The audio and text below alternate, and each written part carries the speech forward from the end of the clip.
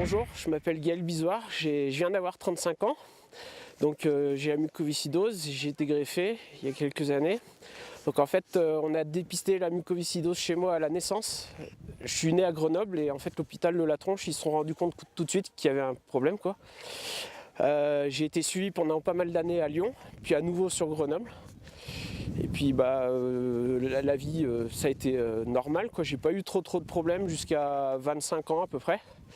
Et ils ont commencé petit à petit à me parler de la greffe parce que mes cures commençaient à augmenter en fréquence et à devenir de moins en moins efficaces. Donc on a commencé à m'en parler en 2003. Alors bien sûr, quand on commence à parler de la greffe, on a un peu la trouille quoi. Donc au début je voulais pas en entendre parler. Et puis bon, je me suis laissé convaincre finalement de faire un premier bilan pré-greffe pour savoir si vraiment il y en avait besoin ou pas. Et comme j'étais pas non plus très motivé par ça, j'ai préféré retarder dans la mesure où je pouvais encore attendre quoi. Et puis début 2005, on m'a dit que là il fallait vraiment y penser. Donc j'ai refait un deuxième bilan qui a été fait au mois d'avril et mai 2005 et j'ai été mis sur liste d'attente tout de suite. J'ai eu beaucoup de chance parce que j'ai même pas attendu 3 mois avant de pouvoir être greffé et donc j'ai été greffé mi-août 2005, donc ça va faire 2 ans et demi quasiment à Grenoble.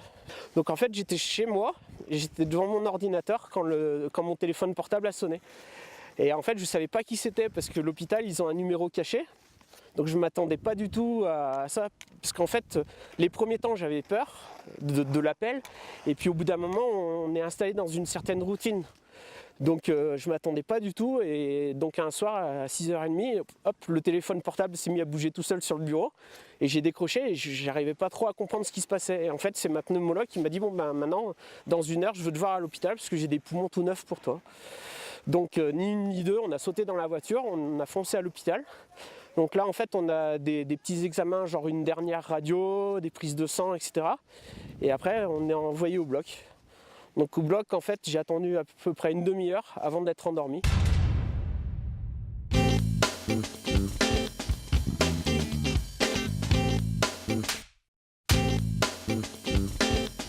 En fait je me rappelle pas de grand chose, juste une image de ma pneumologue qui se penche sur moi pour faire une fibroscopie. Et c'est tout quoi. Après, bon, il paraît que j'ai foutu un bordel monstre en réanimation, mais c'est tout. Et après, donc en fait, j'ai eu de la chance, c'est que après la réanimation, c'était pas prévu, mais en fait, je suis retombé dans le service où j'étais suivi avant. Donc, ce qui fait que je me suis retrouvé un peu comme à la maison, quoi, avec les médecins qui me connaissaient, les infirmières, les aides-soignantes. Donc, ça a été beaucoup plus facile le post-greffe pour moi, quoi.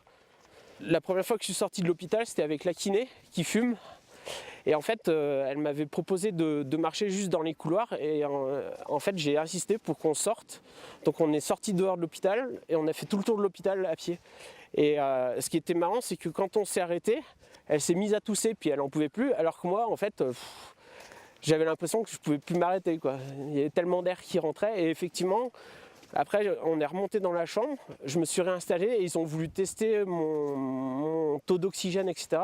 Et en fait j'avais 100% de saturation, ce qui n'était jamais arrivé avant, quoi. Et sans oxygène, sans rien. Parce que j'ai pu me désaccoutumer de la VNI et de l'oxygène très vite. En fait j'avais 2 solutions, c'était où je rentrais chez moi tout de suite après la greffe, après être passé en réanimation et puis avoir une petite réacclimatation, ou alors je restais un peu plus longtemps mais je partais dans un centre de réadaptation à l'effort. Et donc j'ai choisi cette solution là. Dans le centre de réadaptation à l'effort, on m'a remis sur un vélo en fait, sur un vélo d'appartement comme on peut avoir chez soi, quoi. Et puis on m'a réappris à marcher. Parce qu'en fait j'avais perdu quasiment 10 kilos en réanimation, donc c'était pas évident. Et alors les premiers temps à marcher, je me cassais la figure. Et puis au fur et à mesure, ça revient quoi, progressivement. Après, l'étape suivante, ça a été de reprendre les escaliers et plus l'ascenseur. Et les premiers temps, c'est pas facile du tout, quoi. Et au bout d'un moment, on arrive à faire un demi-étage, un étage, et après, après je me mettais à courir dans les escaliers. Et le vélo, en fait, la première fois où on m'a mis sur un vélo, j'étais tellement content que la kiné, elle m'a dit, je reviens dans 10 minutes à peu près. Et j'ai commencé à pédaler. Et puis ça allait tellement bien au niveau du souffle, du cœur, que j'ai continué. Et elle m'a oublié. Et en fait, elle est revenue au bout de 3 quarts d'heure. Et moi, je continuais à pédaler. Donc je suis resté 3/4 d'heure sur le vélo alors qu'elle m'avait dit bah on pédale 10 minutes et c'est bon quoi. Mais bon, j'étais tellement content que voilà quoi. Ce qui fait qu'en fait j'ai pu rentrer chez moi 2 mois après la greffe. Mais au moins j'avais récupéré pas mal de kilos que j'avais perdus à l'hôpital. Et quand je suis rentré chez moi, du jour au lendemain, j'ai pu avoir une vie tout à fait normale parce que je repartais faire des courses. J'ai pu reprendre le vélo tout de suite, dans la foulée, quoi. Et puis tout s'est bien passé, quoi. Bon, après il y a des bilans à faire régulièrement, mais ça c'est normal. Au niveau des traitements, donc après la greffe, je continue à faire des aérosols tous les jours. Et sinon, il y a des traitements anti-rejet à prendre à heure fixe, plus ou moins. Enfin, il faut quand même être assez rigoureux là-dessus, à prendre beaucoup de vitamines, ce qui fait qu'effectivement, je prends beaucoup de médicaments, mais ça rentre dans la routine, quoi. Et puis bon, il y a tellement d'à côté positif que en fait, les médicaments, on fait plus trop attention, quoi. On sait qu'il faut les prendre et c'est comme se laver les dents le matin, quoi. Une fois que le mois, un peu plus d'un mois s'est passé au centre de réadaptation, je suis rentré chez moi et j'ai repris une vie normale progressivement. Donc pour aller faire des courses, pour aller me balader, etc. Comme d'entrée de jeu, j'aime bien la montagne, etc. Donc de temps en temps, je remontais en altitude et je marchais en montagne tranquillement pour me réacclimater aussi doucement. Et puis très vite, j'ai voulu rechercher du travail. Donc contre l'avis des médecins au départ parce qu'ils pensaient que c'était beaucoup trop tôt. Et donc en fait c'est un ami qui habite à Val Thorens qui m'a proposé de remplacer sa femme qui attendait un bébé. Donc du coup j'ai pu travailler au club des sports de Val Thorens même pas 1 an après avoir été greffé, quoi. Donc aujourd'hui, 2 ans et demi après la greffe, donc j'habite toujours à Val Thorens. Donc mon travail en fait aujourd'hui consiste à m'occuper de la comptabilité de l'école du ski de Val Thorens. Donc en hiver, je travaille 39 heures par semaine et j'ai choisi moi mes jours de pause pour pouvoir profiter du temps et de faire du ski régulièrement, éventuellement de descendre faire des bilans s'il y a besoin. Et en été, je travaille un peu moins puisque je bosse environ 30 heures par semaine, ce qui me permet aussi de conserver une activité physique importante et de faire beaucoup de VTT, quoi. Mais bon, je vis donc à 2300 mètres d'altitude toute l'année. Et en dehors de mon travail, je peux skier, je fais pas mal de VTT en été, je participe à différentes épreuves sportives, dont la Val Thorens Mountain Bike, où il y a 30 km de VTT à faire. Donc en fait, j'ai repris du sport et puis j'ai pu voir que mes capacités avaient décuplé par rapport à avant la greffe.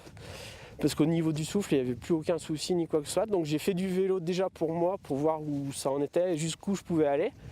Et puis le fait de me sentir beaucoup plus endurant qu'avant, j'ai voulu un peu m'inscrire sur différents sports à un niveau plus élevé, participer à des épreuves sportives reconnues pour voir ce que j'étais capable de faire par rapport à avant.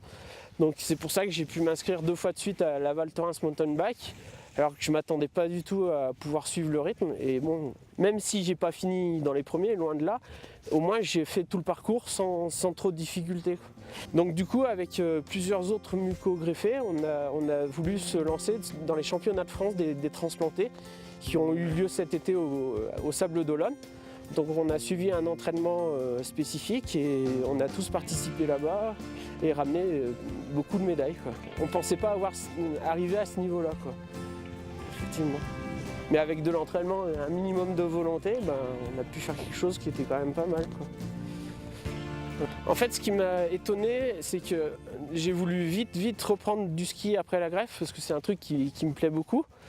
Donc ma première sortie de ski a eu lieu 4 mois après être greffé.